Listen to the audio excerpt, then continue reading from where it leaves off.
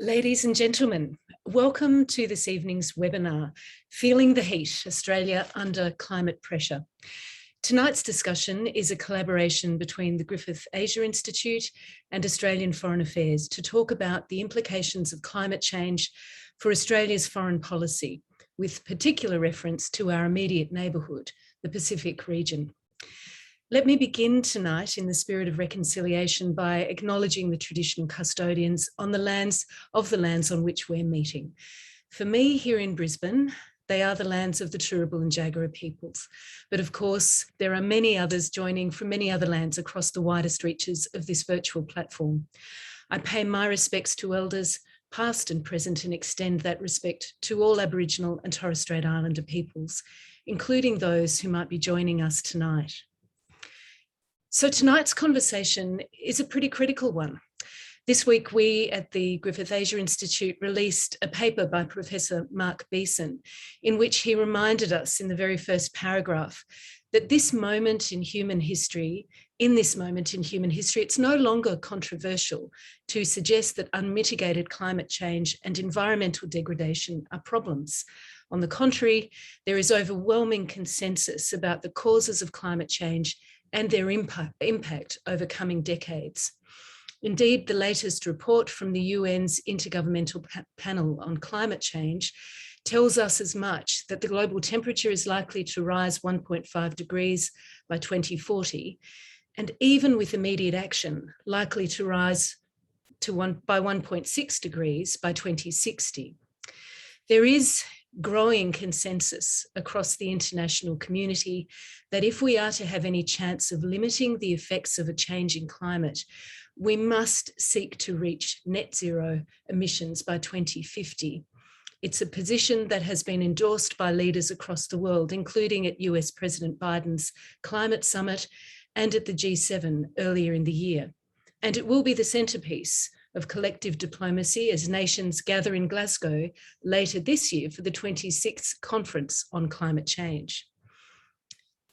And yet, while talking about the importance of international action, Australia's Prime Minister Scott Morrison has been remarkably resistant to making any firm commitments on climate action, including the target of net zero by 2050. There's no question that domestic politics play a role in this position, but right now, as former Prime Minister Malcolm Turnbull notes, we are more out of step on climate with the rest of the world, and in particular with our closest friends and allies, than we have ever been on any big international issue. Tonight's conversation really hones in on this issue and the fact that Australia, feeling the heat, is facing climate pressure, most especially within our own immediate neighbourhood. So we're really delighted to join with Australian Foreign Affairs and to bring a stellar panel to explore some of the issues and the implications of climate change on Australia's foreign and security policy. We had, of course, envisaged that tonight would take place in person, face-to-face, and of course, we're ready to have copies of the latest issue of Australian Foreign Affairs on sale for you. We're not able to do that, and we've had to pivot to the online world, but we certainly want to make sure that you're able to access that issue. And if you do look in the chat through tonight's discussion, you should be able to find a discount code for this latest issue. But without further ado, let me hand you over to the moderator for tonight's discussion, Professor Sue Harris-Rimmer. Sue is the director of the Griffith University Policy Innovation Hub, but she's also, amongst her many talents, the leader of the Griffith University Climate Justice Program that sits within a much larger program of work, a multidisciplinary program of work being led within Griffith University, the Climate Action Beacon. Sue, the floor is yours.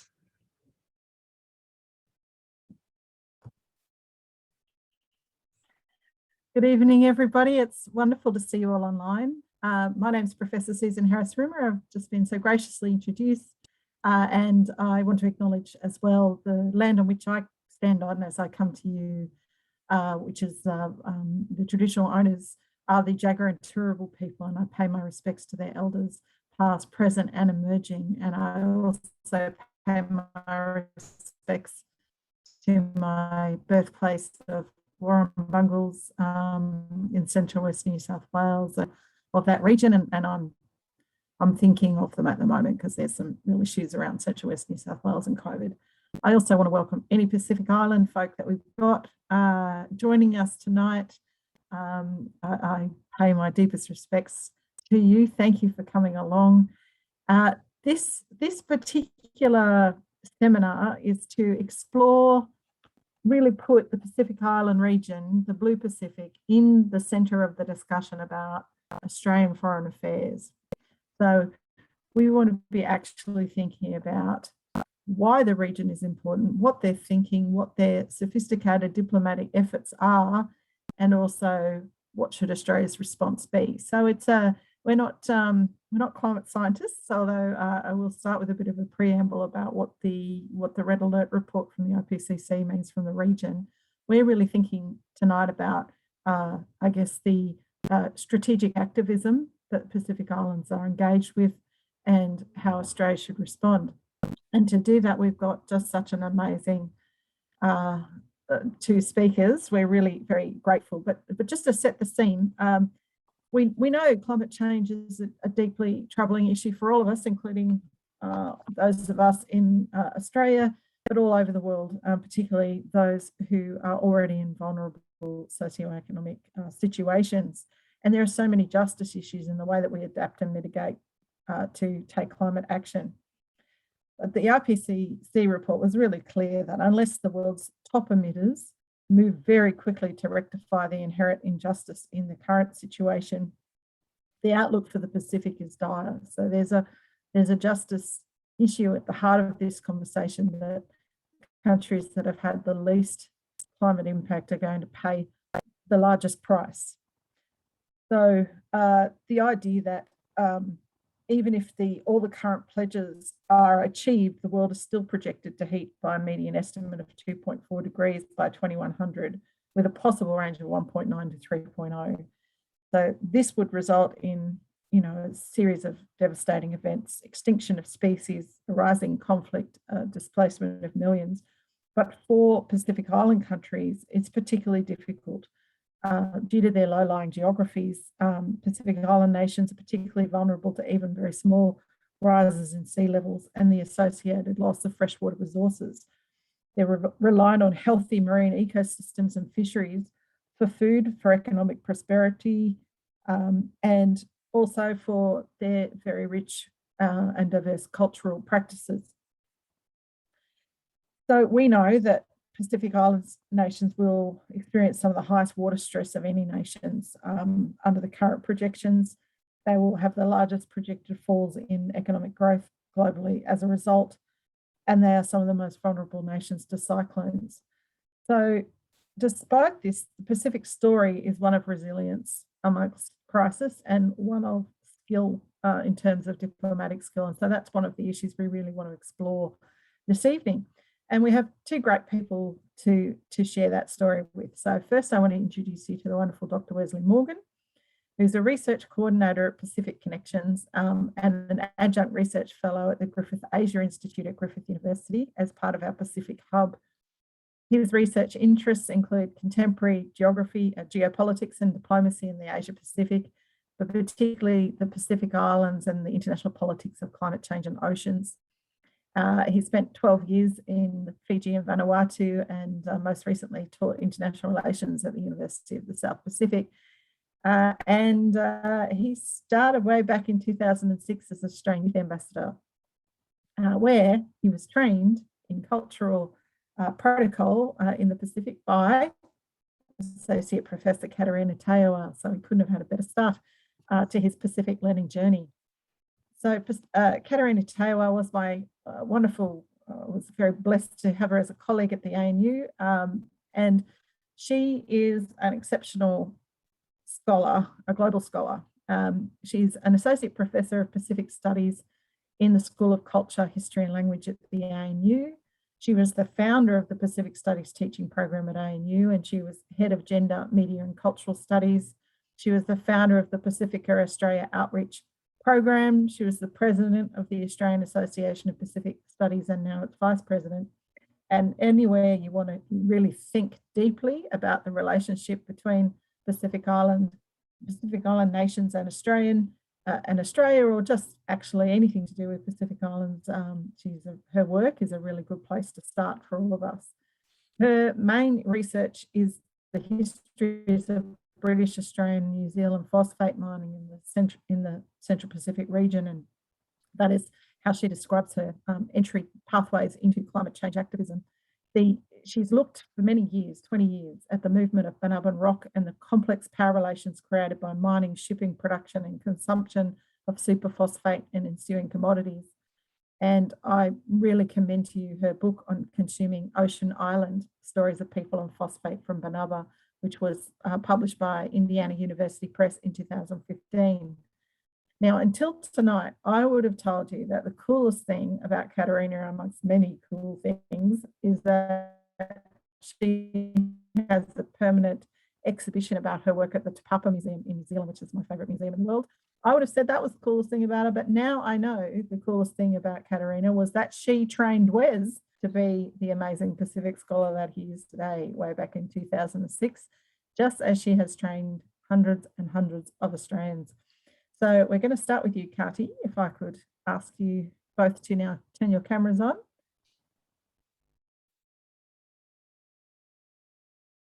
Can you see us, Susan?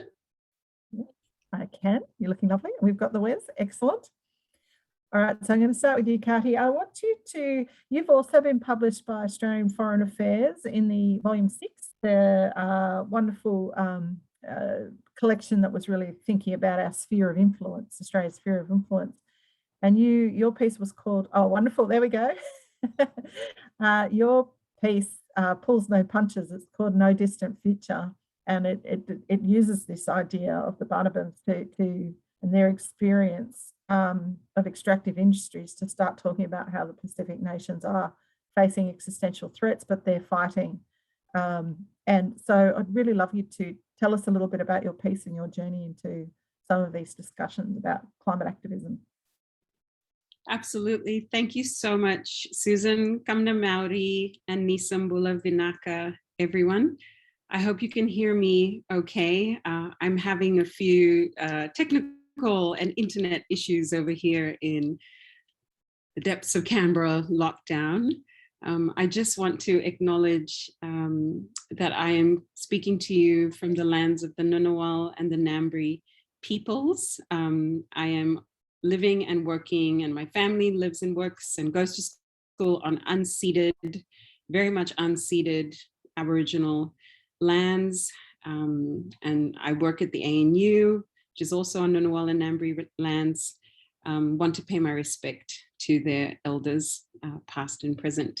It's really a pleasure to be on this panel with both Susan and Wes, who I have very fond memories of collaborating with in different contexts over the years. I don't think I can fully claim to be responsible for Wes's entire journey at all, but I have been a step along his pathway to working in the Pacific and have both trained and debriefed him before and after his journey to Fiji about his experiences. And I've trained and I've also learned a lot from many of the Australians, hundreds of Australians that I've interacted with over the years, young Australians who've been in the Pacific and have had profound experiences learning from their Pacific counterparts.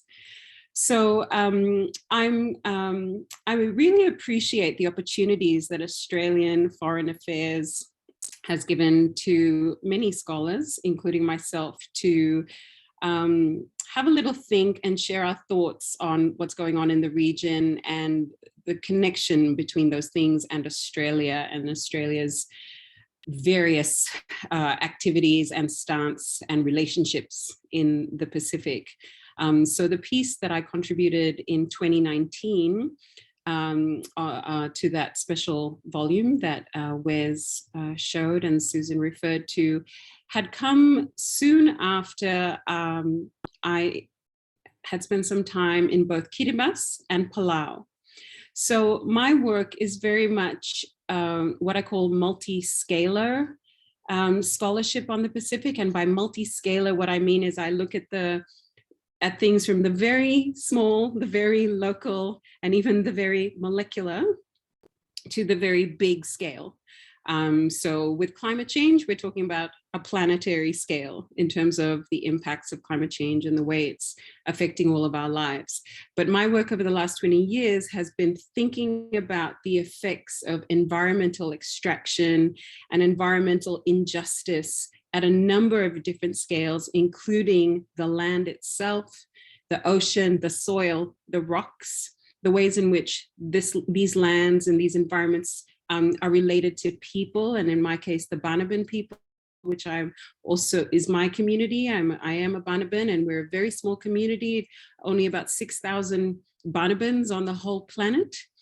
But one of the things that Banabin history and phosphate mining on Banaba has taught me is that the very small can tell you a lot about the very big, including the whole entire planet.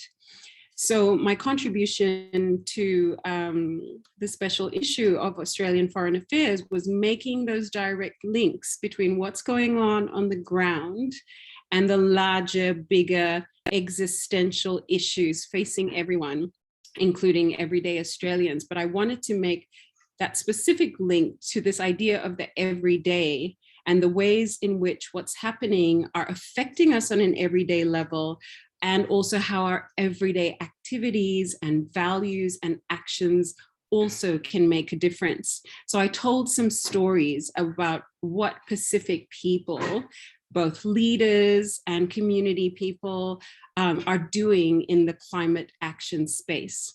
So as mentioned, Pacific people, and it's very much there in Wes's beautiful essay as well, Pacific people have been calling for action on climate change for decades. So even though there is this wonderful scientific evidence base out of the IPCC reports and previous reports, Pacific people have known that there is a big problem which requires coordinated planetary human action for a very long time. And often because the Pacific is written off as small and vulnerable and just victims of everything, other people, other powerful people, including Australians, policymakers, politicians, and even scientists, don't always listen to, learn from, and understand the experiences, the lessons, the insights, and the knowledges that come out from populations who have already experienced extreme crisis that has affected their entire worlds over hundreds of years. And that's not just limited to the Pacific. Other parts of the world have been in crisis. But every time there's a crisis, rather than saying, how can we actually shift and change our values, the way we live, the way we consume, the way we value a particular kind of quality of life, we resort to this sort of, how do we help those poor, vulnerable people, and how can we throw more money at it in order to save them? So my piece challenged this idea that anyone needs saving per se, because Pacific people themselves have so much to share. Again, Banabins, 6,000 people, you can learn so much from what happened to our 6 square kilometer island in the middle of the Pacific, which has now run out of fresh water. And it's run out of fresh water because of things that happened 100 years ago. So the other thing that my essay tried to do is show the connections between historical, colonial exploitation and environmental extraction and what is happening today. And I talked about the ways in which policymakers need to attend to history as much as anything else, in the same way that scientists attend to history in terms of measuring what's happened from the Industrial Revolution until now. And in order to figure out solutions for the future, we have to listen to all of these stories and learn from them and rethink really the fundamentals of who we are, how we live, and how we do things. That's it in a bit of a nutshell. A pretty good nutshell. Right, that's a beautiful frame. I really take your point about there is a series of factors that the Pacific was already fighting before the kind of full I guess, modelling of what might happen to the region was clear. But so many decades ago, islands have been fighting. It's not new. It might be new in the consciousness of some Australians, and hopefully not so much, but this is talking about a decades-old campaign. And so now we come to you, Wes, to, I suppose, pick up on what Katie has just told us about your very excellent piece. Is really thinking about these issues from the prism of, what is Australian diplomacy getting wrong? How is it reacting to the region? How is it being perceived? And in this international climate diplomacy overlay, all these amazingly important international meetings and targets that's going around the region. So I want you to go back to the meeting in Tuvalu, the Pacific Island Forums meeting, where some of the real displeasure of the region with Australian climate diplomacy started to become very stark. And you call it the step down in your essay, which I thought was very evocative. So set the scene for us. Tell our brilliant listeners about what went down in Tuvalu and what you thought the consequences of it were. Oh, and we haven't got your sound. There we go. That's a good start. Remember to unmute. But my essay was really interested in interrogating Australia's relationship with Pacific Island countries and looking, of course, at the implications of climate change for those relations. And Tuvalu is a good moment to think about this. An awful lot has happened in the last 2 years, so people might not remember, but before the pandemic, you might remember Scott Morrison was meeting with Pacific Island leaders in Tuvalu. You might remember that he was wearing flowers. You might remember he looked slightly lost. And you might remember that ultimately that meeting was a disaster for the Australian Prime Minister. And that's why in my essay, I call it a Pacific step down. But to understand why it was a step down, I want to just step back a little bit and think about what the Australian government calls the Pacific step up. So when Morrison came to power, in the first year that he was Prime Minister, he went to the Pacific a number of times. He went to the Solomon Islands, he went to Fiji twice, he went to Vanuatu, he went to Tuvalu, and this is unheard of from an Australian Prime Minister. The relations between Australia and the Pacific are generally close, but this political commitment by the Australian Prime Minister to the region is something unusual. And the core driver really was China. So Australia has, for as long as Australia has been a federation, Australia has had this abiding strategic concern that one day another power might have a presence in the Pacific Islands, and a power that might not match Australia's interests. And in 2017, Australia sounded the alarm that China might be able to use its relations with Pacific governments and its investment in infrastructure in the region to leverage those relations to one day establish a military base of some sort.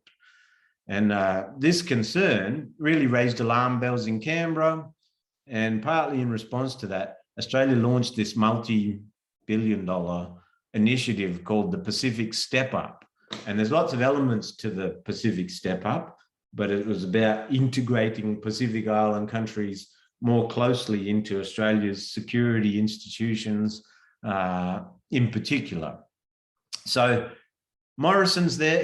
Morrison was it's hard to believe, but back before the pandemic, this was actually Morrison's signature and #1 foreign policy initiative, was trying to cement relations with Pacific Island countries and reaffirm Australia's place as a security partner of choice. The trouble was, before we talk about what the trouble was, Morrison was warmly received. So most island governments well, all the prime ministers that he met with, they were very happy to meet with Morrison. The relations were warm. The relationship is warm between Pacific governments and the Australian government by and large. But there's this one area where Australia, even though it's a member of the Pacific Islands Forum, and Australia is really at the opposite end of the spectrum to Pacific Island countries. So as Kati explains, the Pacific has been leading global discussions on climate change for 30 years.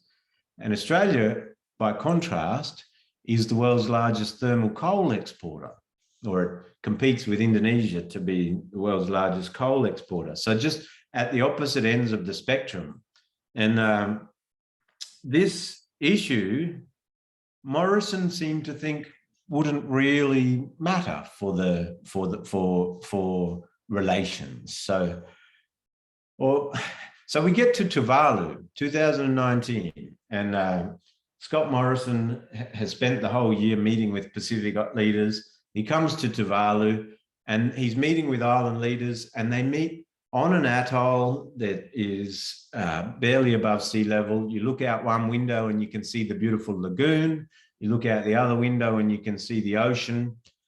And Morrison found himself debating with island leaders over a regional declaration on climate change. And he found that island leaders were not prepared to compromise on that regional declaration. So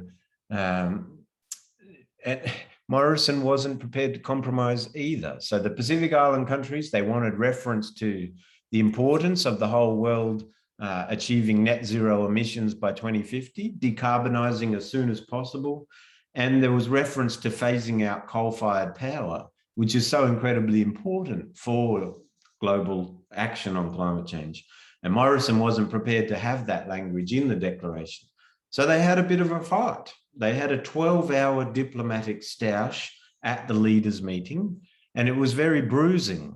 And afterwards, when they came out, the Fiji Prime Minister said he was incensed with the way that Morrison had approached things, because Morrison apparently said, look, I'm going to redirect some of the Australian aid program towards climate adaptation. And he was suggesting that island countries ought to be grateful for that. And the Fiji Prime Minister said, look, China is a better friend to us than Morrison is. They don't treat us like this. So it was a moment where Australia is investing so much in this Pacific step up, which is clearly important to Australia's strategic interests. But these differences on climate policy undercut Australian strategy in the region. And this is a real problem. We're seeing this is the most, Australia is more anxious about its strategic situation in the near region than it has been for decades. And what we're seeing is that Australian climate policy is undermining Australia's international strategy in the Pacific Islands. So in my essay, I wanted to really tease that out, to really explain why that is the case.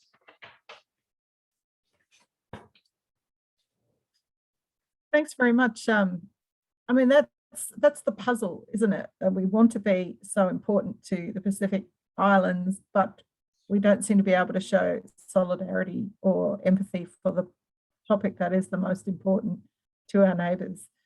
And it's a bewildering diplomatic situation that we are now in as a result. But as Caitlin pointed out in her introduction, it is now a quandary we share with our other closest allies, including Japan, the US and the UK. So the squeeze is on, and yet the coal-fired power seems to still be the bête noire of Australian diplomacy. So for both of you, I've got the pressing question, which is basically, I'll start with you, Kati, what should Australia be doing better? How can it change, especially in the lead up to its international, it'll probably, I think, eventually make the acknowledgement of the targets, zero carbon emissions by 2050, and will have a 2030 strategy, but it will be forced there in the end. So what would Australian diplomacy look like if it respected or dealt with this issue the way Pacific Island leaders wanted it to? What would change? What would you see as the most important thing that should change? Thanks so much, Susan. And I'm just going to say that I don't know if you noticed, but I dropped out completely for a second there, and then came back. So apologies in advance if there are any technical issues, including from the cooking that's happening in the kitchen nearby that my husband is doing at the moment. So there are so things in terms of Australia's relationship with the Pacific. I'm not an IR or political science scholar, so the way I look at these things tends not to be from a state-centered perspective. I think from a state-centric perspective, there are a whole lot of very obvious things that need to be done in terms of diplomacy, including some basics like probably not eating one's food in the beginning of a Pacific Islands Forum meeting, some basics around cultural, not just cultural, but basic public diplomacy protocols and things like that. Because in the Pacific, the way one presents oneself in a public space to others and invokes respect is a particular kind of way of carrying oneself that Pacific people would be very familiar with. The Pacific Way is something that's driven Pacific regionalism for a very long time. And it's all about relationships, kinships, solidarities, and an understanding of a certain basic level around values for a particular kind of kinship, which I think Australia has tried to invoke in some ways. I hear the word family being used quite a lot in Australian diplomacy in the Pacific now. There's some very specific Vuvale family-based partnerships between Australia and Fiji. But family in the Pacific is a very complex sort of thing. It's definitely not your mum, dad, and children kind of sense of nuclear family. It's much wider. There's many more expectations around respectful relationships and the ways in which these things extend over long periods of time. So I think in the area of diplomacy, some understanding of cultural diplomacy, much more specifically, is really important for Australia. I think there are differences between public diplomacy and the way in which people understand that internationally, and what cultural and particularly Indigenous diplomacy is and how that works. That I think is really key. The other thing though, and this is a much broader challenge, a broader problem, is a lot of Pacific expertise in Australia does not come from Pacific people or people of Pacific heritage and descent. This is very different, for example, from New Zealand.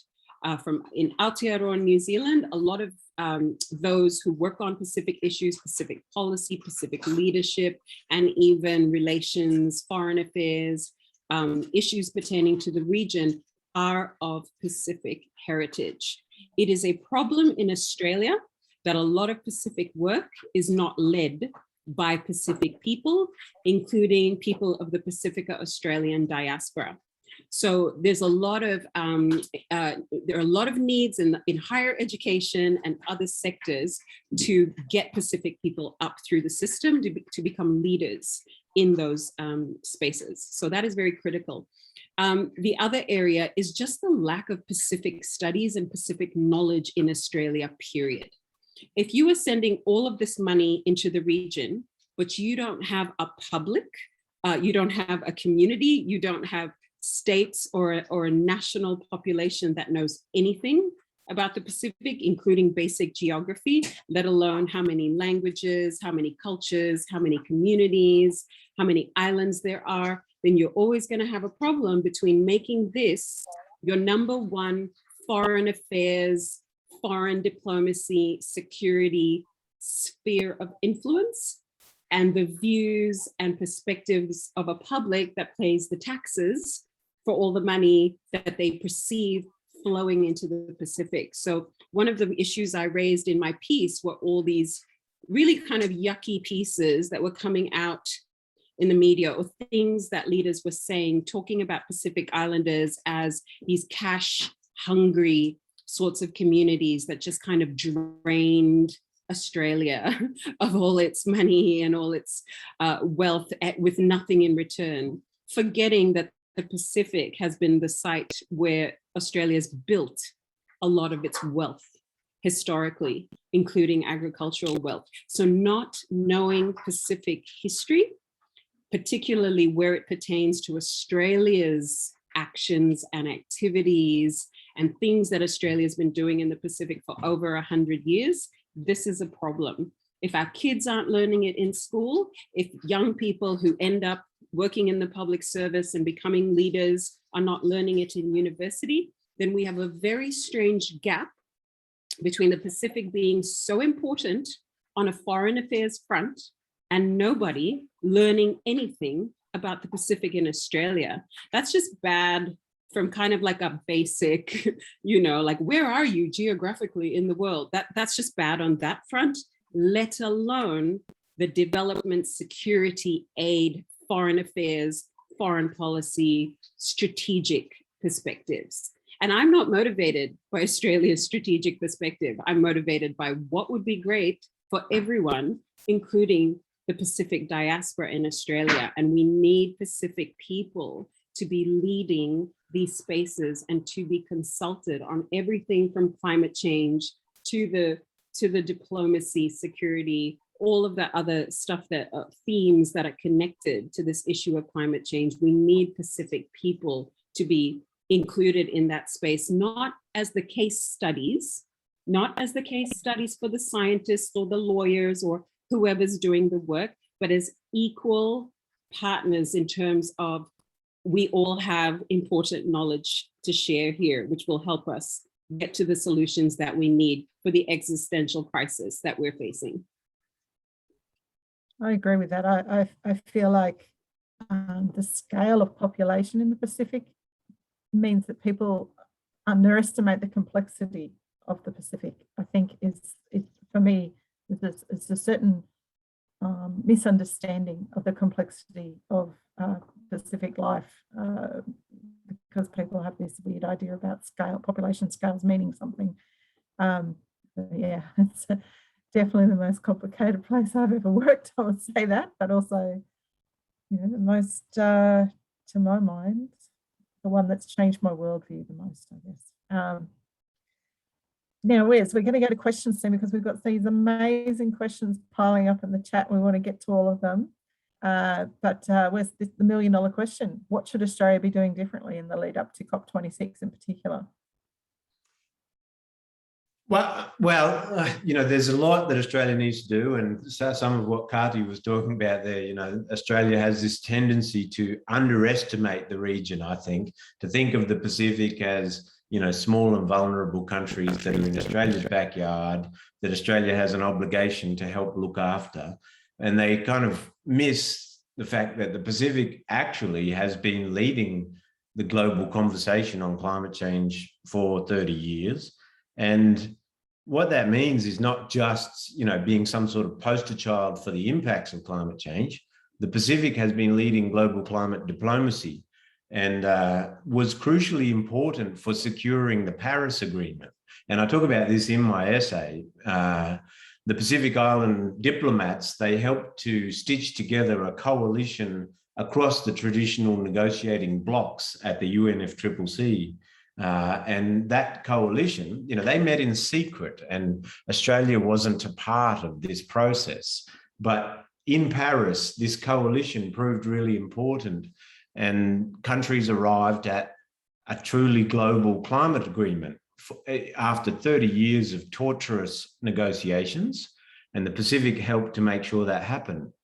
And the Paris Agreement is not just something that happened in 2015. The Paris Agreement sets a pathway for decarbonising the global economy by the middle of this century at the latest. And the way does that is it requires all countries to make commitments to reduce emissions every 5 years. And the commitments that the countries have made are a meaningful start, but they're a long way from what we need if we're to avoid cataclysmic climate change. That's why COP26 is so incredibly important, because it's 5 years after the Paris Agreement, with 1 year delay thanks to the pandemic. And so it's really a stress test of the global climate treaty that we have, the global framework that we have for countries to work together to reduce emissions. And there's a really strong expectation that countries will increase their targets, because that's how the Paris Agreement works, if it's going to work at all. And the US, the UK, the European Union, Japan, the major economies, they are updating their 2030 targets. They are saying that over the next decade, they will dramatically cut emissions. And US President Biden gave an address at the Pacific Islands Forum 2 weeks ago. And this is historic, the US president attending the Pacific Islands Forum or presenting there. And he said, look, we are dramatically cutting our emissions over the next decade. Just today, the US, his name slips me, but John Kerry's deputy, so the deputy special envoy for climate from the US, was speaking at a conference in Australia and said that they want to see higher ambition for Australia. The science says we need more aggressive action on climate change. So what the Pacific wants from Australia at COP26 is what Australia's major allies, trading partners all want to see. They want to see Australia. See, the thing about Australia's Paris target, it was set 7 years ago. And when it was set, Pacific Island governments, they said, if the rest of the world follows Australia's lead, you can say goodbye to the Great Barrier Reef and you can say goodbye to small island states. This is what the Marshall Islands Foreign Minister Tony de Bruym said. And so here we are now.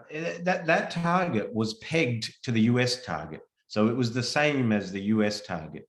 But the US has now doubled their target. They're going to cut emissions.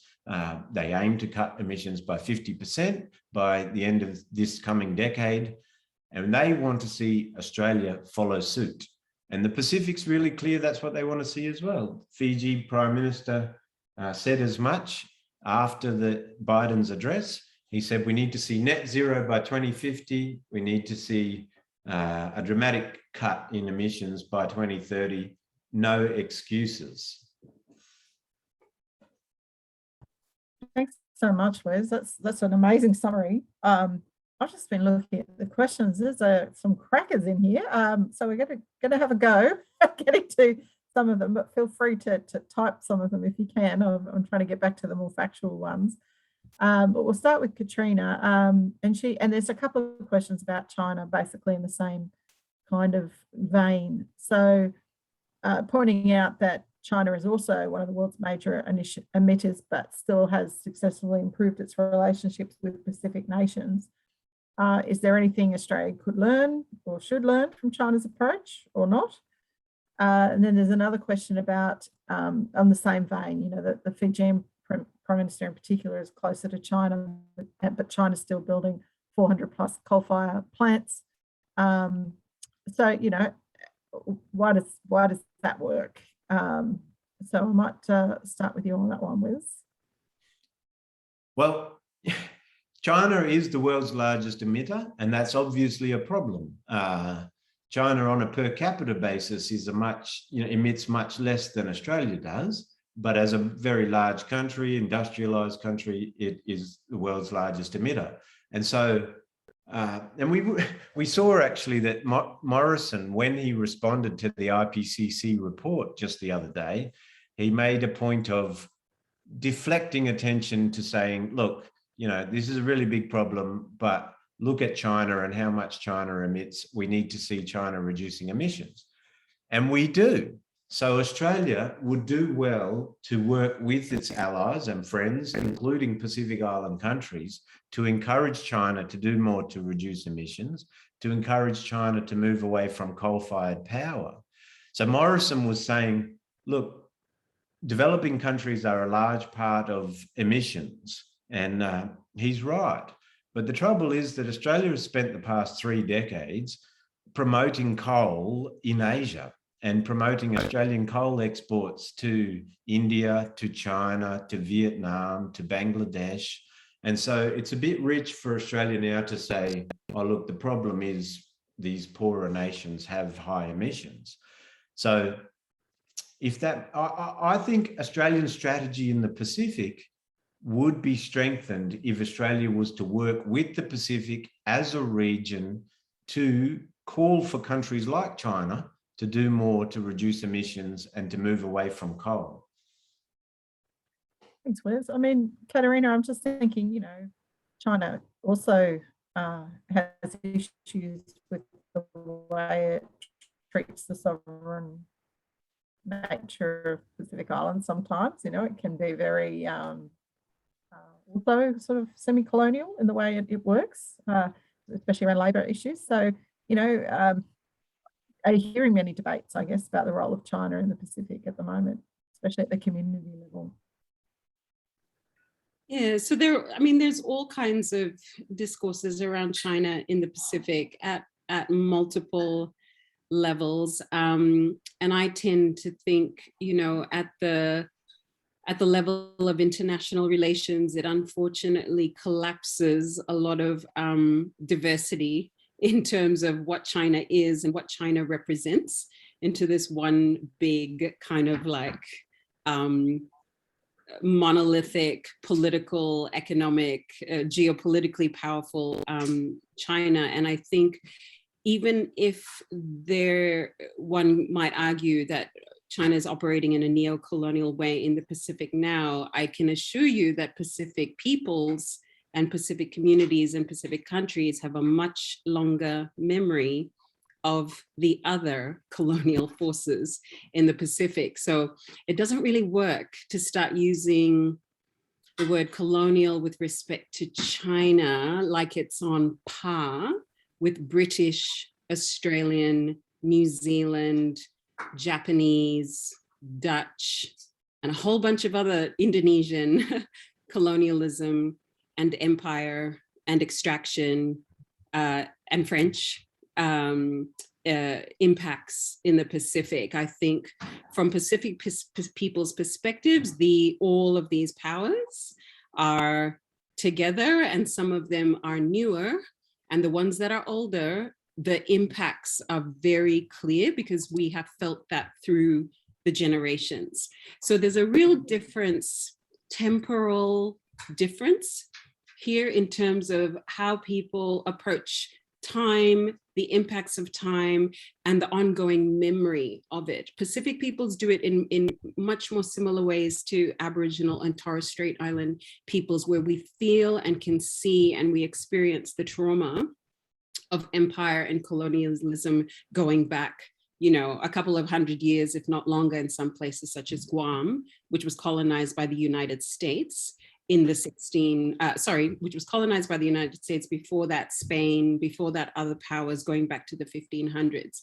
So if we were to nuance our approach to understanding what power is and how it operates in the Pacific, we're going to have to expand our notions of time and understand how people's memories operate in the Pacific. And absolutely, there's so many things to be concerned about in terms of China, the United States, Australia, other powers in the Pacific. I'm very heartened by what you know, President Biden and others are doing and saying in terms of the commitments to climate change. But the real test would be to go back to the United States and ask what they're doing with respect to their indigenous peoples, and whether all the pipelines, all the gas pipelines, all of those are no longer being given permits, for example. So you can talk about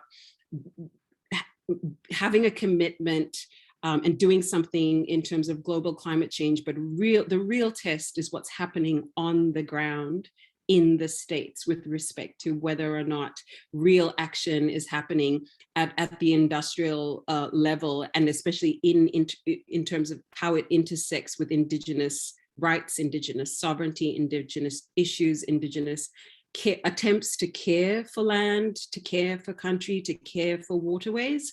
That would be the real test. So the discourse is looking a bit better on a global scale, but that's coming from the state level. And what my work tries to argue is you have to go below those levels to local levels, to community levels, and to really see what different industries, different sectors, different government departments are doing in terms of actual projects on the ground that have to do with deforestation, mining, gas pipelines, fracking, all of those things. So that's that gap in the discourse, and any idea of hope needs to be transcended and to be understood at all of those levels in terms of really understanding whether or not we're on a good path to meeting, the 1.5 to stay alive objective in terms of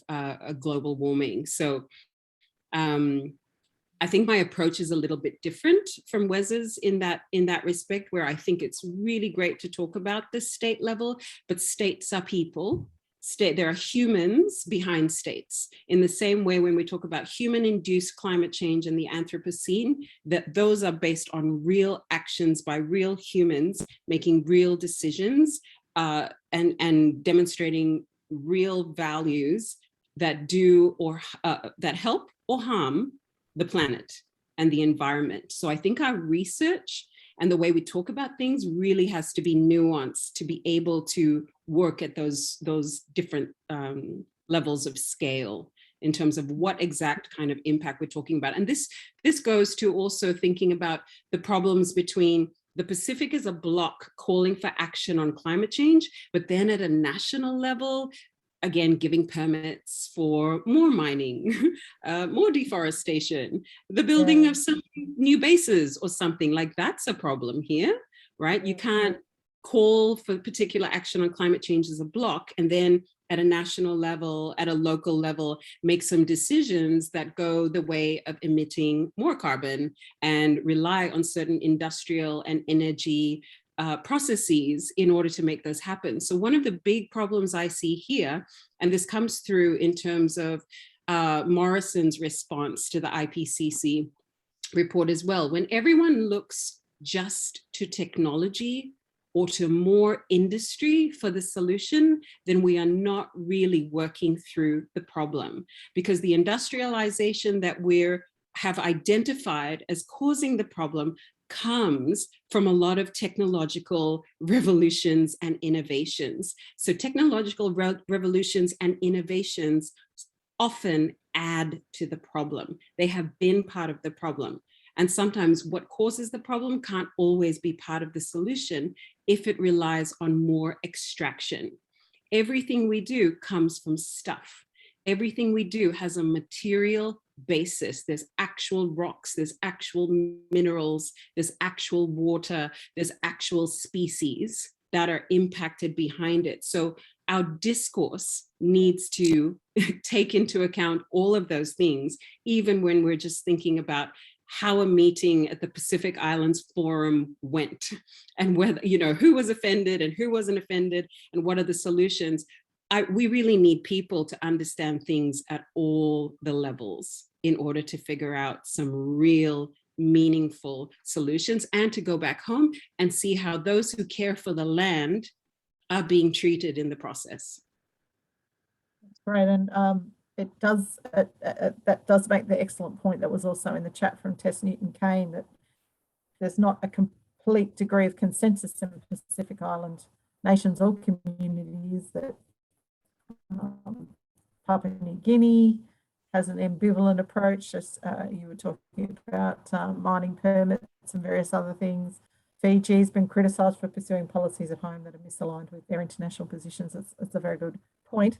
There are two, we have to finish soon, but I want you to consider two different things. First is a lot of the folk in the chat are asking about Australia's coal mining industry And basically, what do we do to deal with Australia's coal mining industry as this barrier to better relations with Pacific Island peoples? And also, people have asked a very excellent question about what's the best takeaway they should take, Wes, from your excellent piece, which I will show one last time. I might get you to start with that one, Wes. The coal mining industry. What do you think? What are we doing? Well, Australia is going to move away from coal. Australia is a participant in an open global economy, and all our major trading partners are announcing that they are committed to decarbonising by the middle of this century. So they're setting a use-by date and an end for the coal industry. At some point in the not too distant future, it has no future. The International Energy Agency says that over the next 2 decades, the global value of minerals that are used in batteries, in electric vehicles, in solar panels, in wind turbines, that will exceed the value of coal. And Australia will shift. There's just no doubt that Australia's national interests will change as the global energy transition gathers pace. So in the next few years, Australia is going to become a major participant in the supply of those minerals for a new energy for electric vehicles, for batteries. And Australia will reassess its interests vis-a-vis climate change. There's no doubt that that is going to happen. And the sooner it happens, the better it is, because at the moment we have this misguided sense that Australia's national interests are somehow tied to continuing to pump as much coal as possible out of the ground before that use-by date happens. And that's a very self-defeating conception of national interests, because as we've seen with the bushfires in 2019 and 2020, Australia is very much vulnerable to the impacts of climate change, and they're going to get an awful lot worse. But it also undercuts our relationships with Pacific Island countries. So it's an article of faith for some elements of the Australian political class that coal ought to continue to have a role, but it won't. That's not for them to decide. That's for the global marketplace to decide, and it is shifting.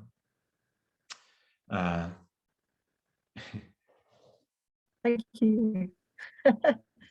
And while I let you figure out your best takeaway from your piece, Wes, Katerina, another big theme of the questions is about trust.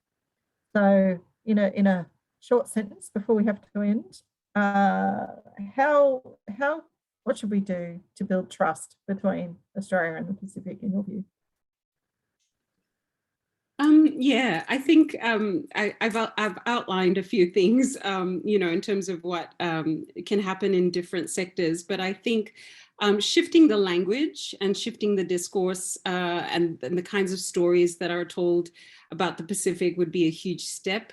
Maybe rethinking the use of the term Indo-Pacific, for example, which really doesn't mean that much to Pacific people on the ground. And they sort of recognize that as a particular kind of geopolitical framing and mapping of things, possibly in response to China, and kind of like trying to carve out a part of the world and a sphere of influence that is more in line with Australia and the United States interests. But the Bowie Declaration and other meetings have made really clear that Pacific defines things in terms of human security, in terms of environmental security, and has described our part of the world that we belong to as the Blue Pacific.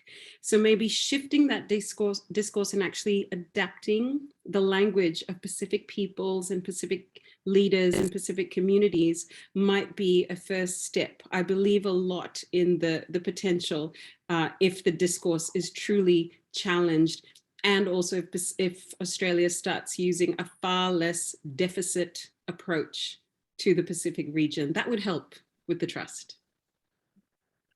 Thank you so much. Wes, your last 30-second takeaway. What do you want people to know?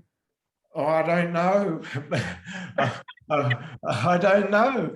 No, I want people to appreciate the Pacific is a region that has its own interests and its own agency, and the proud history of post-independence regionalism, where Pacific Island countries have kicked above their weight on issues, anti-nuclear campaigning, protecting the oceans, on climate change. And Australia should see that as a region that we can be a partner to and we can work with in order to tackle these problems that we share.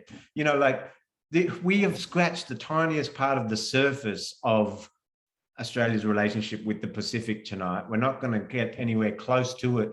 If, you know, learn from people like Kathy, there's an awful lot to learn about the Pacific. And we're next to each other. The Pacific Islands are not going to be in the Atlantic Ocean next year. We need to learn more from each other. And Australia ought to embrace that opportunity instead of continually designing these unilateral initiatives to implement in the Pacific in Australia's pursuit of its own national security interests. Australia ought to learn from and embrace the region as a strong partner. And ultimately, that will help Australia. That will help Australia to pursue its own interests in the world. So it would be a win-win. Fantastic. Wes, back to you, Caitlin. Thanks so much, Sue. That's just been the most fascinating and compelling conversation. Wes and Katerina, it's a great pleasure for me to be able to deliver a vote of thanks to you as our fabulous panelists, and Sue, to you as our moderator. You know, what a thoughtful discussion you've given us this evening. And I was really struck, I think, by the synergies and the symmetries in both of your discussions, not least in the fact that I think, you know, this is reflected in where your pieces sit in the AFA series. So, Katerina, your piece on No Distant Future in issue 6, and Wes, your essay on the ripple effect in the latest issue 12 of AFA. Nicely done. I think there's just a really, you know, quite beautiful thread that comes through both of your pieces. And that's a real credit to the team, Jonathan Perlman and the team at AFA for building that momentum, I think. I wonder if I can just hone in to finish up on a couple of points. Katerina, you made these very early on, and Wes, you reflected throughout, that more than ever, we need to listen to, learn from, and understand what is happening in our region and appreciate that. You know, this is a really critical theme and discussion to be having. I was struck and heartened by the optimism that I think we landed on towards the end, and the fact that there is dynamism at play here, whether we are shifting our behaviours, our worldviews, and our language, and in the way that we think about space, time, and the substance of our discourse. You know, the fact that we should be looking to the small things for insights into the large, that we do need to attend to history and be really aware of the dynamics, sometimes the problematic dynamics of the past, while being attentive and aware of how they play out in the present, and of course, casting forward and engaging with the future, and the future that belongs to future generations, but also the fact that we need to move away from the transactional and the political, and to really embrace the cultural and social lens of our engagement with each other. And throughout this, I really felt the dynamics of justice and what justice means. You know, I really reflected on where justice sits in all of this. So, look, thank you to all of you for your really thoughtful discussion tonight. I would like to mention just a couple of other people. Professor Brendan Mackey, who I think is in the audience this evening. Many of you would know that Brendan is the driving force behind the Griffith University Climate Action Beacon. It is a multidisciplinary research and engagement program that does intend to be a catalyst for the necessary societal climate action that we need going forward into the next decade, and you know, has really made possible the program of climate justice work that Sue leads and climate diplomacy that we're working on through the Griffith Asia Institute. I'd also like to make a shout out on behalf of the Griffith Asia Institute. For those in the audience, if you get the chance, please check out the work that is being led by Tess Newton-Kane in the Pacific Hub, where we're really trying to bring diverse Pacific voices to the fore of the debate on climate change and climate action. We've just put up a new kind of series of interactive series of information around the timeline of Pacific climate diplomacy to really draw out what Wes talked about, 30 years of collective regional diplomatic action that has made a difference in the way that we think about climate.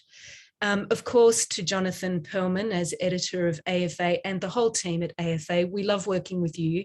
It's a real delight to be able to work together with you. And to the Griffith University team, in particular, Megan and Hayley, who are in the background of all of this and who have made tonight's event possible. Once again, Sue, for your brilliant moderation, Katerina and Wes, for your really thoughtful and compelling contributions to the debate, both in written word, but in the way that you tell the stories that we need to be listening to. And finally, to our audience, great to have so many of you take time out in your evenings to listen, to contribute fantastic questions, and we look forward to seeing you again. I think that's it from me, and we look forward to keeping this conversation going. Thank you, everyone.